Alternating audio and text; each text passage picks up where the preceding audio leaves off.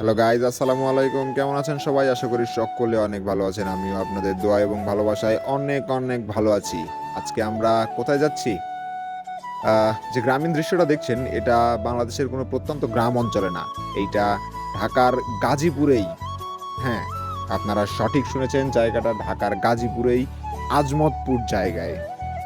অনেকেই হয়তো জানেন না, অনেকেই হয়তো চেনেন না জায়গাটা। আমি আপনাদের বলে দেই, এইটা হচ্ছে গাজীপুর চৌরাস্তা থেকে আজমতপুরের কথা বললেই আপনাকে নিয়ে যাবে।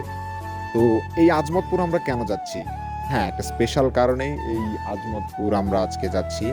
সেটা কিছুক্ষণ পরেই আপনারা টের পাবেন। তার আগে আপনারা এই গ্রামীণ দৃশ্যটা উপভোগ করতে থাকুন।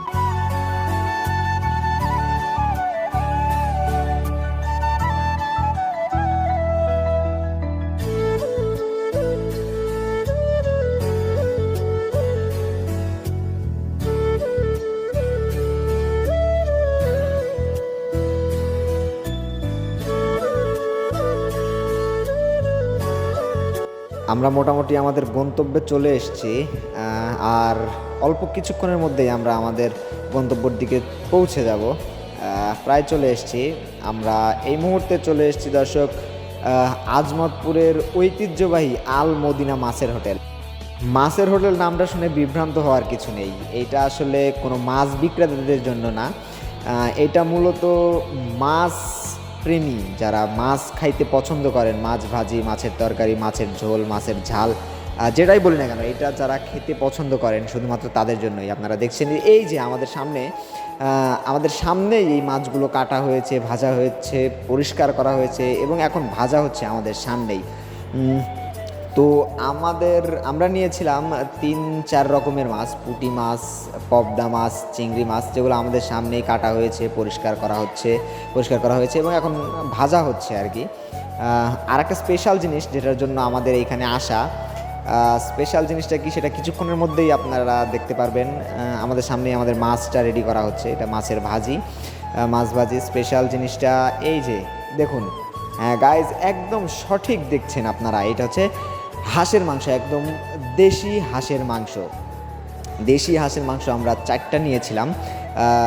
খরচ অত্যন্ত কম। যদি আপনারা পরিবার সহ আসতে চান, বন্ধু বান্ধব সহ আসতে চান, সবাই মিলে আসতে পারবেন, উপভোগ করতে পারবেন। আমাদের মাঝে আমি আমার বন্ধু বান্ধব নিয়ে এসেছিলাম, এইখানে ভাই ব্রাদার সহ সব নিয়ে এসেছিলাম, আমাদের মাঝে পরিবেশন করছি। আমাদের সাথে তো কোনো মহিলা নেই, যার কারণে আমরা নিজেরাই পরিবেশন করছি।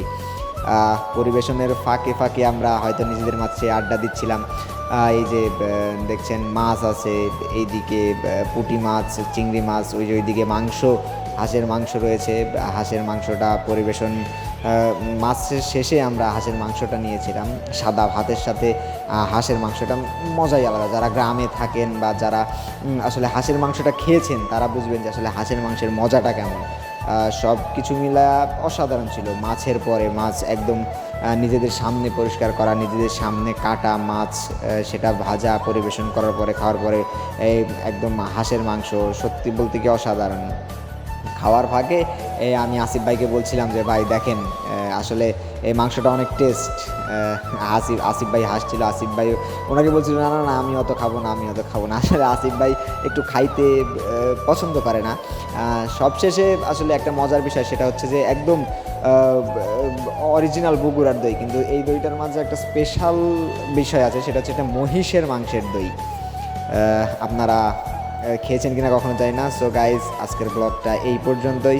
ভিডিওটি ভালো লাগলে অবশ্যই একটি লাইক, একটি কমেন্ট এবং আমাদের চ্যানেলে সাবস্ক্রাইব করে আমাদের পাশেই থাকবেন। ধন্যবাদ সকলকে। আসসালামু আলাইকুম।